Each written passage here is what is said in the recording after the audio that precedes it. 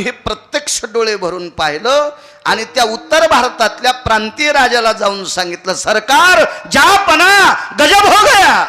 काय का गजब बोले? महाराष्ट्र के ज्ञानदेव नामक संत है, अपने बाजू का जो कुआ, यायली हिंदी वाला, आपल्या बाजूची जी विहीर आहे का, ती विहीर ओसंडून वाहा लागली। क्या बातें करते आप प्रधान जी? काही कळतंय का आपल्याला? काही भान आहे का आपल्याला? माझं आयुष्य गेलंय त्या विहिरीमध्ये, बकेटभर पाणी सापडत नाही आणि ती विहीर भरून सांडती असं तुम्ही म्हणता? चलिए सरकार, विश्वास करिए।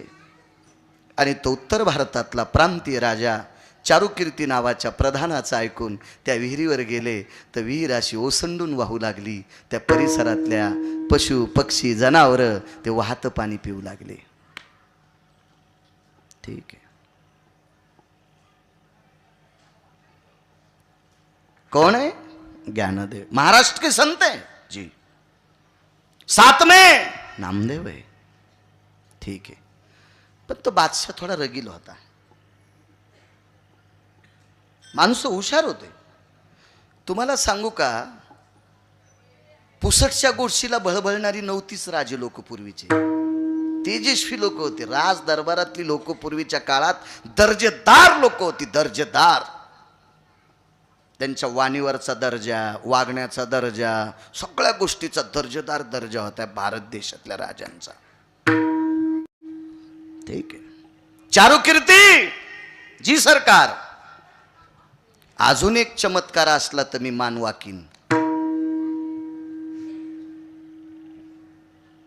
हरिदास शेठ त्या उत्तर भारतातल्या प्रांतीय मुस्लिम राजाने एका ठोक्यात तलवारीनं गाईचं डोकं वेगळं केलं।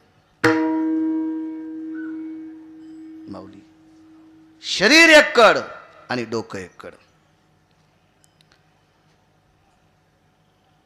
ज्ञानोबारायांनी डोळे झाकले। जगदानंद कंद जगतपते, आमच्या डोळ्याच्या समोर एका यवनानं गाय कापावी, आम्ही ती निमूटपणे पाहावी। नामदेवरायांनी डोळ्यावर हात ठेवला। काय प्रभू, काय तीर्थयात्रे करतात ज्ञानोबाराय सोबत मला पाठवलंस रे मायबापा, पण मला माऊली महावैष्णव ज्ञानोबारायांच्या सोबत माझ्या समोर गाय कापलेली पाहतोय मी।